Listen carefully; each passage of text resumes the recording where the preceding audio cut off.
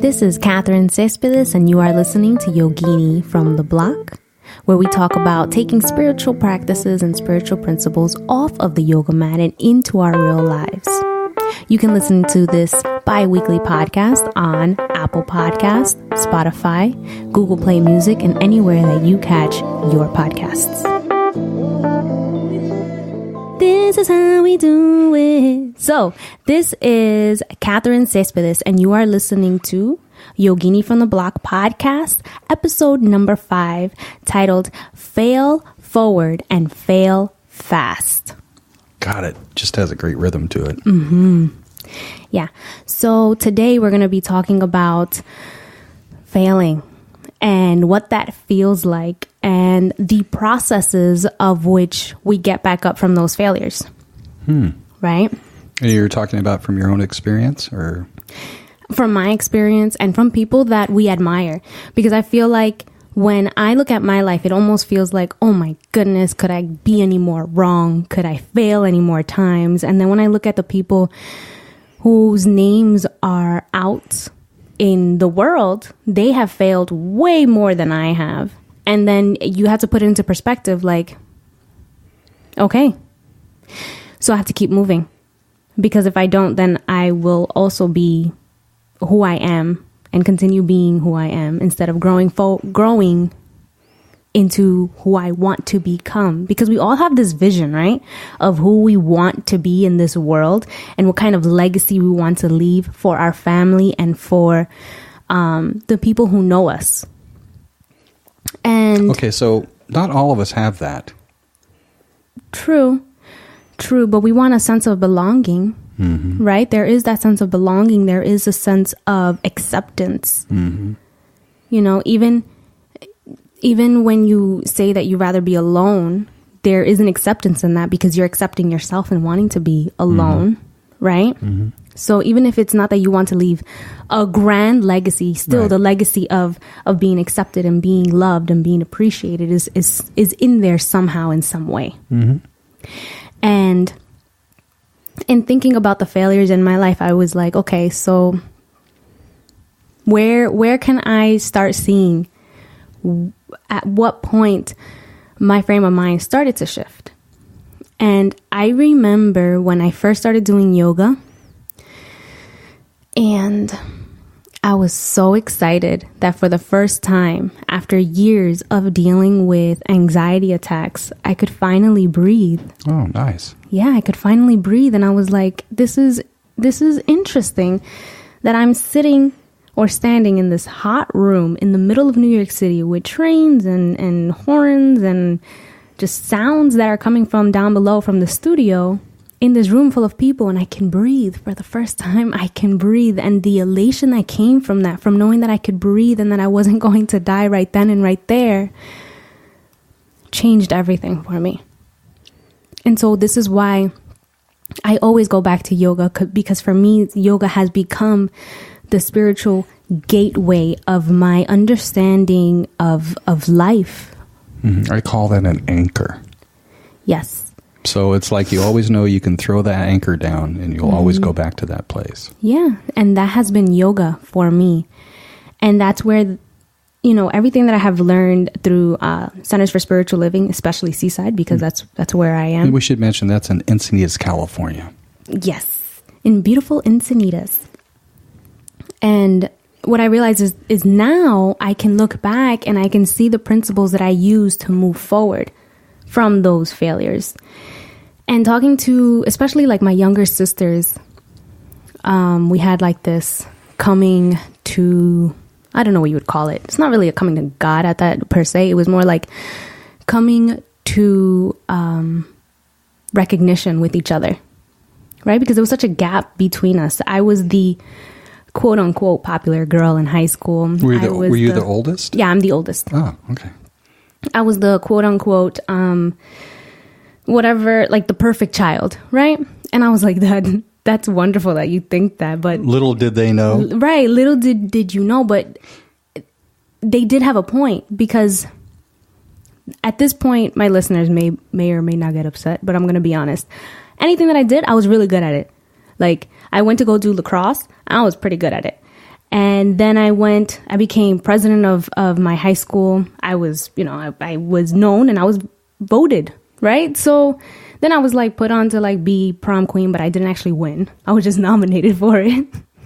So to me, that was a failure. I was like, I wasn't that popular. I didn't even win.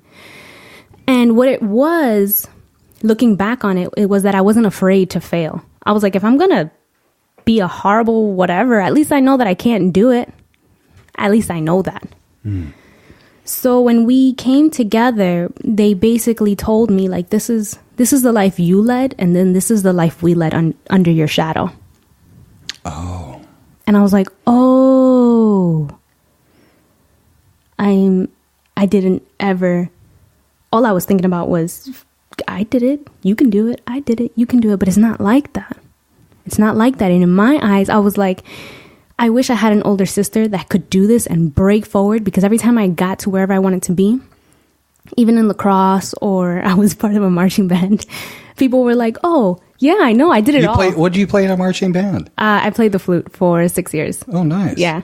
So basically at that time I was like, if I'm going to do it, I got to do it now, because they told me that I can't learn after this. So any opportunity that came my way, I was like, I'm going to do it. And if I suck, then I will just not be good at it. And I will know that I wasn't good at it. Yeah. So why don't you list those activities and things and clubs and things that you did better yourself? My whole life? Or yeah, absolutely. The first thing you did where you informed yourself that you want to do this and accomplish or whatever. The first one. The first one. Did you have a lemonade stand? No, I didn't have a lemonade stand. I didn't. But I did have a banking system with my family.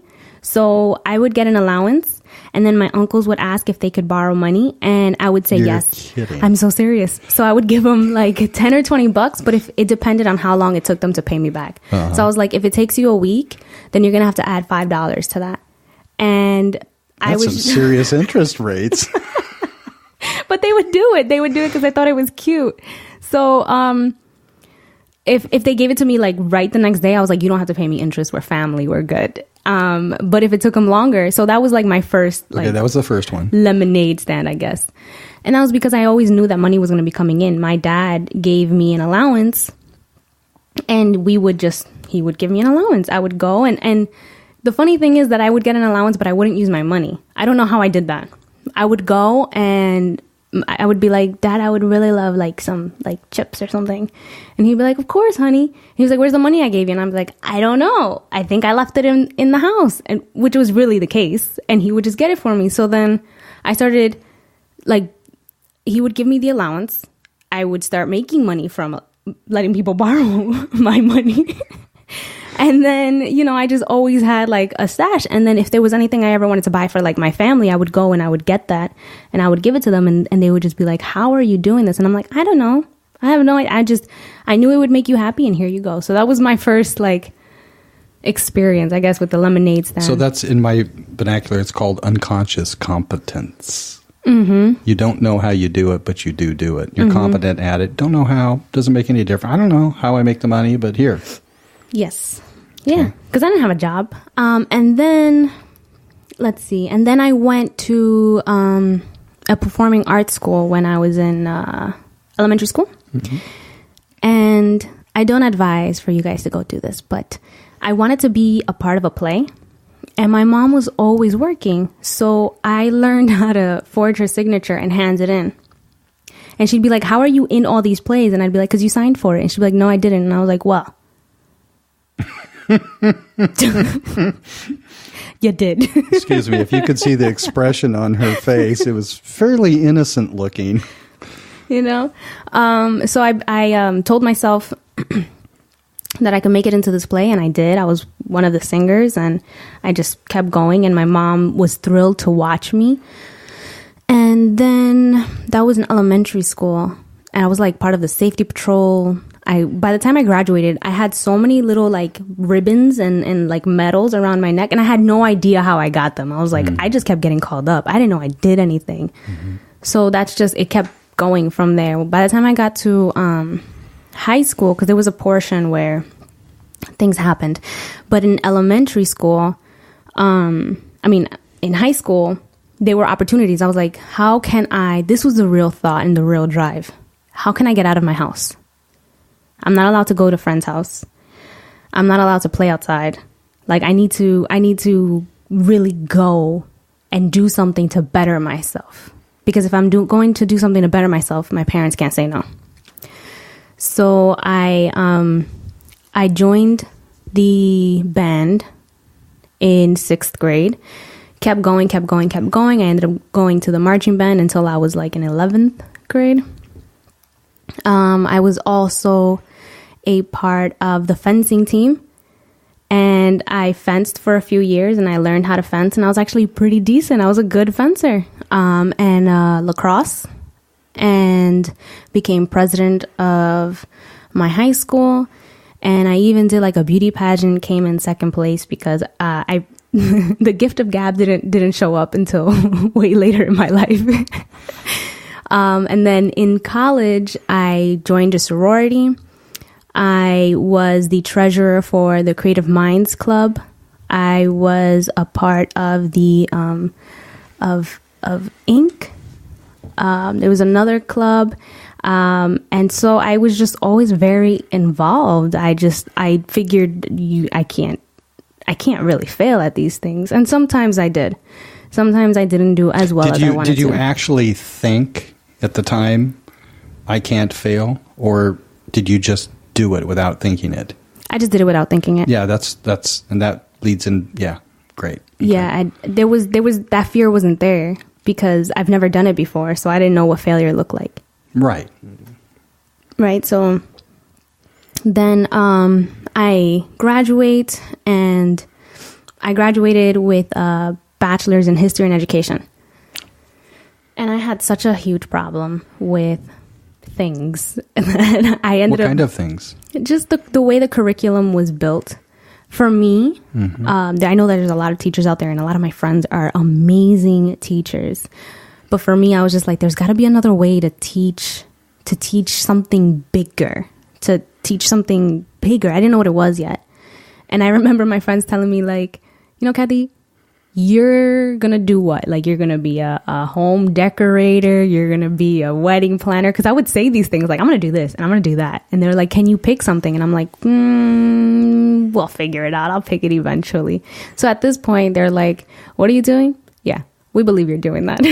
We totally believe that you're doing that. And they continue to support me and watch me. And just, I think for me, there was this point after college where the anxiety attack of this anxiety came from trying to be perfect. Where did that come into when did you start with that anxiety?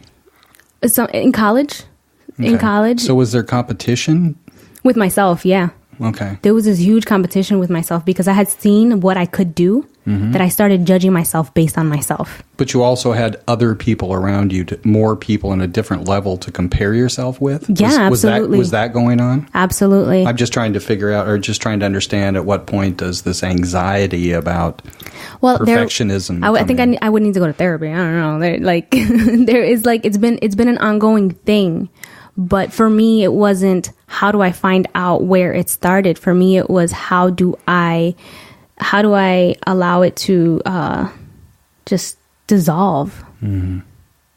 Right? How do I do that? And when I started going to yoga, it didn't dissolve completely. Is that when you started going to yoga in high school? In high school, I couldn't touch my toes if I wanted to. College. After college. Oh. After college. Because I was working as a paralegal, and the stress that came out of that, because I wanted to be a lawyer, was intense for me. I felt like I couldn't do anything right. And I was like, how do I better myself? So I started going to yoga, started being able to breathe. And then things started getting a little easy, right? So I was like, let me start doing inversions. I'm really scared of doing inversions at this point. I was like, I don't know what's going to happen. I think I'm going to die. And you want to explain what an inversion is in yoga? Yeah, an inversion is when you're upside down, when your head is down and your feet are up. Inversion. Duh, John. Well, it is a legit question. Mm-hmm. So what happens is that I had a dear friend spot me, right?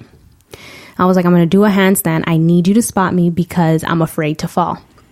And I get up and I'm upside down, vertical, right? Hands on the floor, toes to the ground.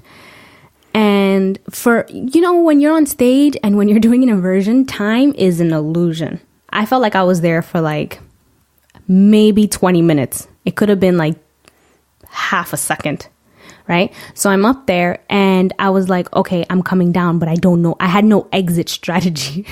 I had no exit strategy. And all I remember is going down, like just everything just shifted. Now the floor was in the sky and the walls were like crisscross. Everything was just, and I remember the building shook, right? That's what it felt like underneath me. I was like, I think I just broke the whole building. Like I remember hitting the ground so hard and my back was just like solid. Like I'm not moving right now. I think that if I move, I might shift some organ within me. And I remember like at first I was so disappointed. I was like, I thought you were spotting me. And he just started laughing. And then I started laughing because I was like, that is kind of funny. He was like, you had it. So I walked away and I was like, that's not what a spotter does. That is not what a spotter does. So that moving forward, I was like, that didn't hurt that bad. It hurt. It really did. But it didn't hurt that bad. So little by little, I started practicing more inversions, but practicing in a way where A, I had an exit strategy, and B, I had a focus on how I was going to get up.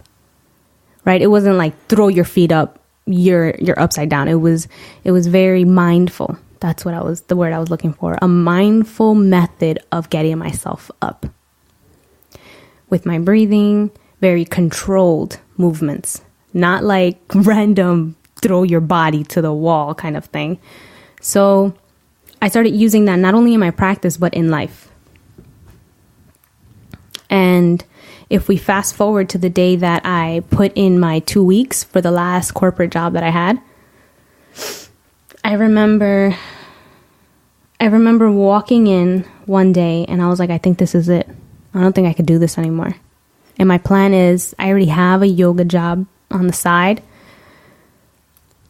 I'm just going to have to figure it out. And I ended up getting another job to help with it.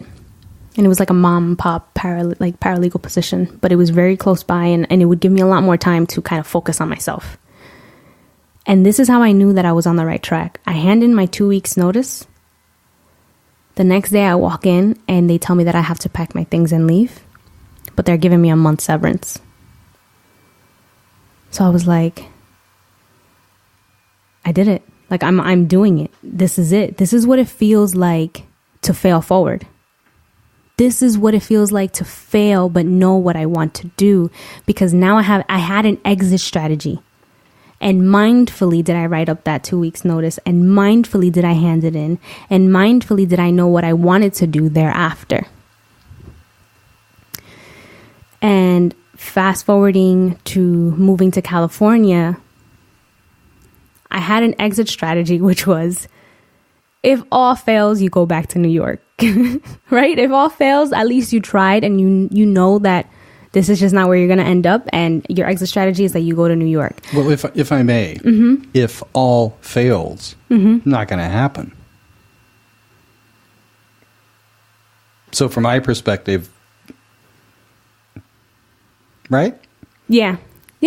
I could. I mean, I hear the words, and those are the words we say often. If all else fails, I'll go back to New York. Well, all is a lot. It is a lot, and not all is going to fail. So you're not going back. Well, it's a matter of perspective, and it was my exit strategy to feel safe. Sure. It wasn't because there was a part of me that knew like you're not going back because it did fail. When I went to Vegas, it did fail.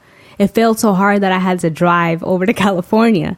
But that was my exit strategy, was that I'll go there. But in the moment, it's like in the moment that you're upside down and you find something that, oh, you know what? If I engage this muscle, then my exit strategy can change. And that's really all I did, was that I engaged a different perspective and took another route. One thing I want to point out, you said, so this is what it feels like to fail forward. And I think that's a real important thing. I mean, for you, for most people, they just need to feel what's happening with them in their body. And since you were doing yoga, you were in touch with your body. Yeah, absolutely. And still, there are some times where a lot of my work deals with graphics. There are some times where I put things together and it makes me feel nauseous. I'm like, this is not going to work. My body doesn't even like that. Good for you in terms of paying attention and listening. Yeah. Or this is going to work because this makes me feel so light and so proud of my work. Yeah. Granted, at some point I'm going to get a whole bunch of red marks on it, but I know that the overall aesthetics of what I'm creating feels good in my body.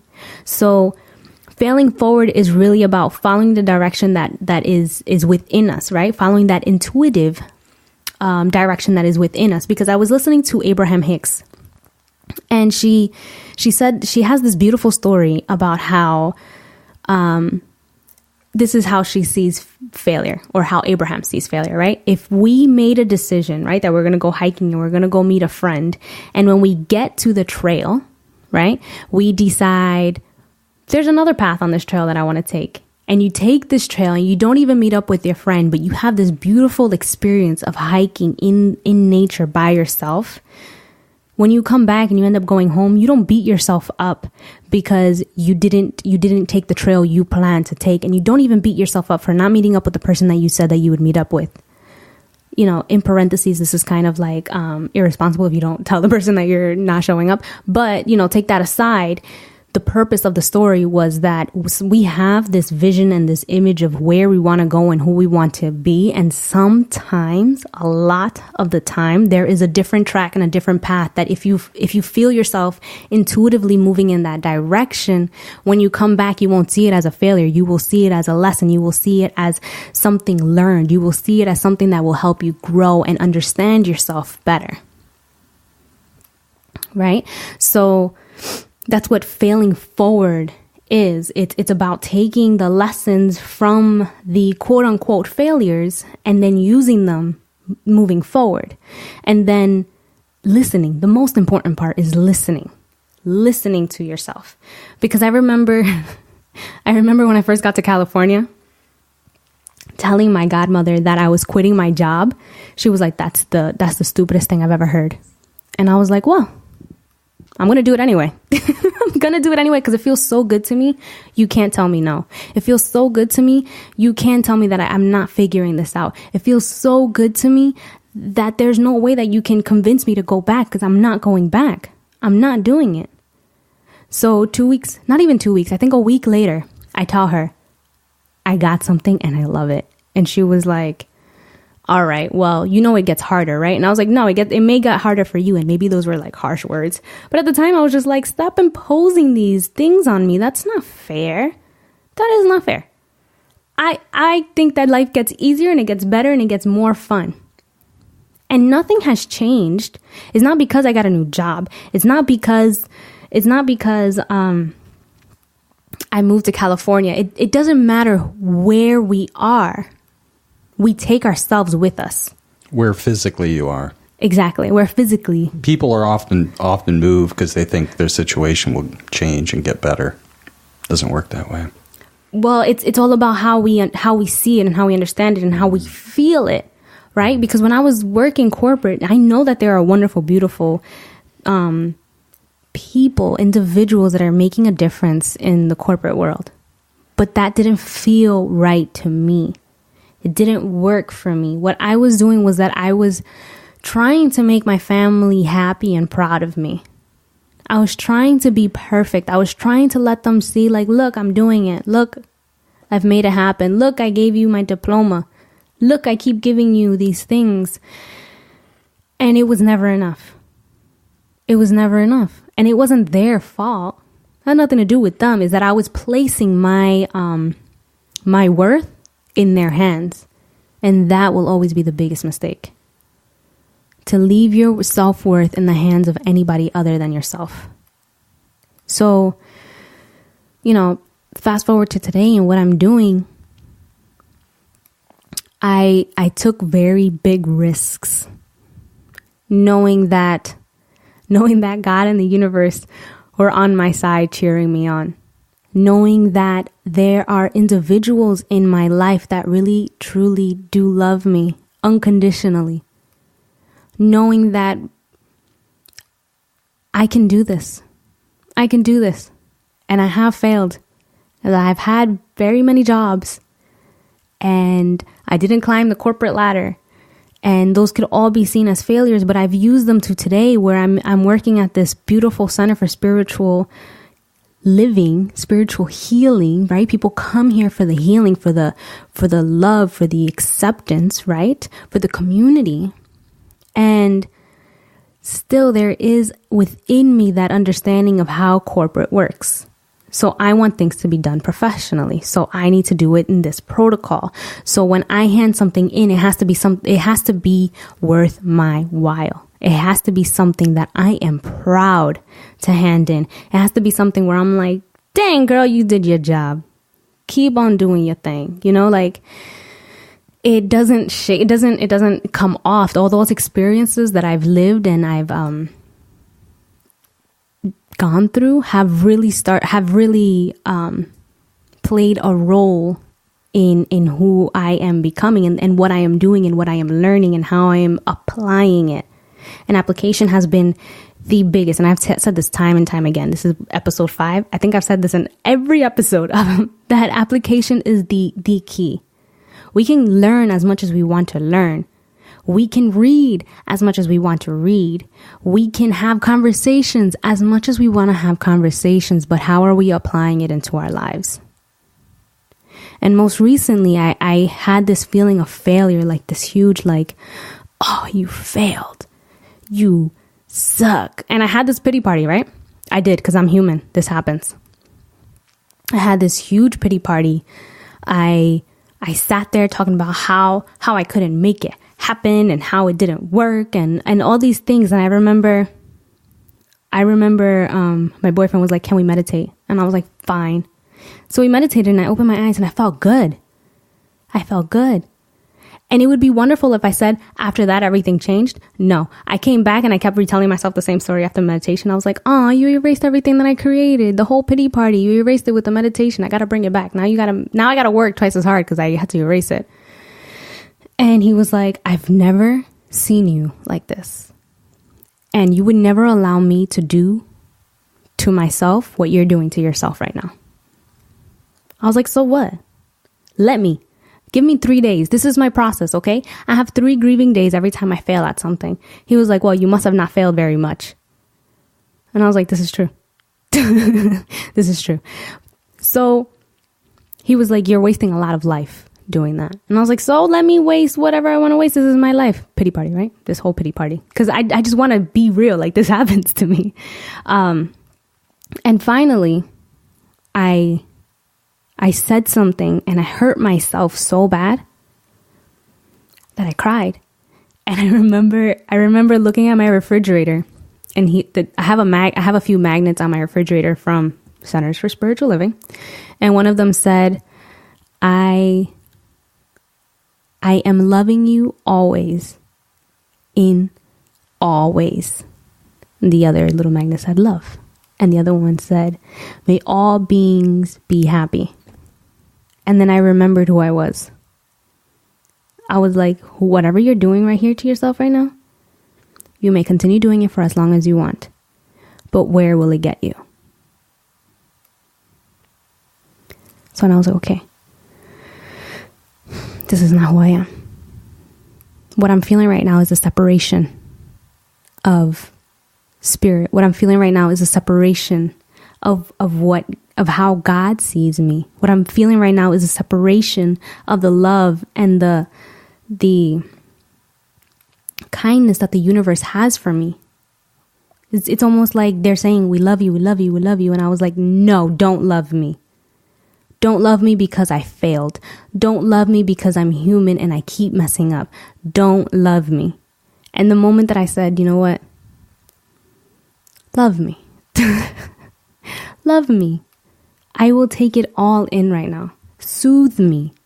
I will take it all in right now. Cover me. I will appreciate it all right now. And I let it go. And I woke up this morning thinking, how else can I fail? How else can I do this? Because we need to continue doing this. I need to continue failing. I need to continue doing this because I want to get somewhere. I want people to know this. I want people to understand that they are exactly where they need to be. No matter where you are on your path. You are doing what you need to be doing. Continue feeling your way there. Because you'll get those moments where you're like, you should not be here. And we stay there, right?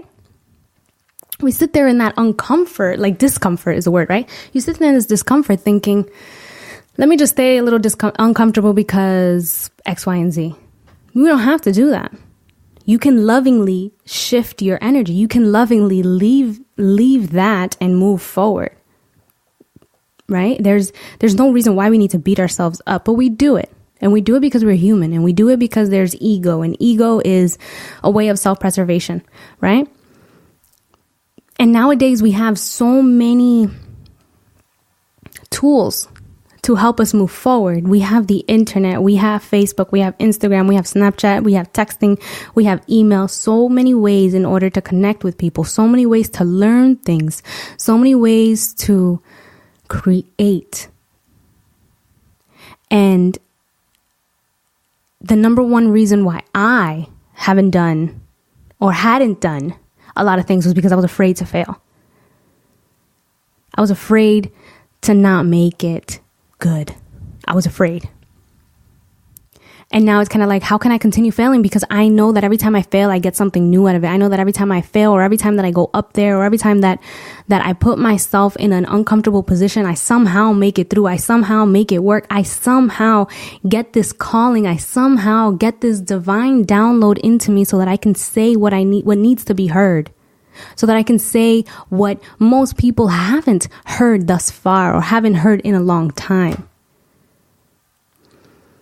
So fail forward and fail fast, because the best way to get somewhere is to do it in a way that feels genuine to you. And that may mean that you take a lot of wrong paths. But when you come down, you always come down, right? You know exactly where you are. At least you know where that leads. And it's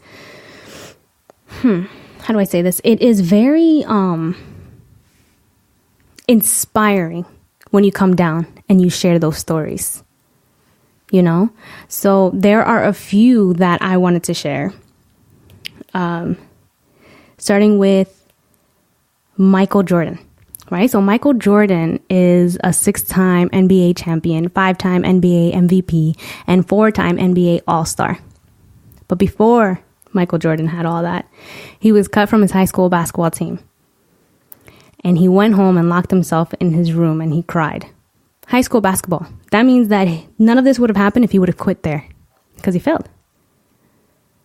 Albert Einstein wasn't able to speak until he was almost 4 years old, and his teacher said he would never amount to much. Then we have Oprah Winfrey, host of a multi-award-winning talk show and the most influential woman in the world, was demoted from her job as a news anchor because she wasn't fit for television. Walt Disney, the creator of Mickey Mouse and winner of 22 Academy Awards, was fired from a newspaper for lacking imagination and having no original ideas. That one made me laugh because I was like, no original ideas? Walt Disney? Okay. Lionel Messi, 3-time FIFA World, is it FIFA? FIFA, World Player of the Year. At age 11, he was cut from his team with being diagnosed with a growth hormone deficiency, which made him smaller in stature than most kids his age. And the last one, which blew my mind, Steve Jobs. At 30 years old, he was left devastated and depressed after being unceremoniously removed from the company that he started. And these are all stories. There's so many more. These are all stories of people who failed. The Beatles. The Beatles were rejected from a Decca recording studios who said, we don't like their sound. They have no future in show business. And yet they continue to follow that drive, that inner calling, that inner movement to continue failing in a direction that was leading them forward. And they did it in a way that they can still leave their message, leave their name, leave their legacy. But overall, their acceptance came from within. And the reason why I know that was because they failed so hard, so publicly. And yet they continued going. And that drive can only come from within. Because when I had my boyfriend telling me that I was wonderful and I was intelligent, I was all these things, I was like, okay, that's what you think. It had to come from within. It had to come from that inner knowing, that inner understanding, that infinite intelligence that lives within me to say, I accept your love.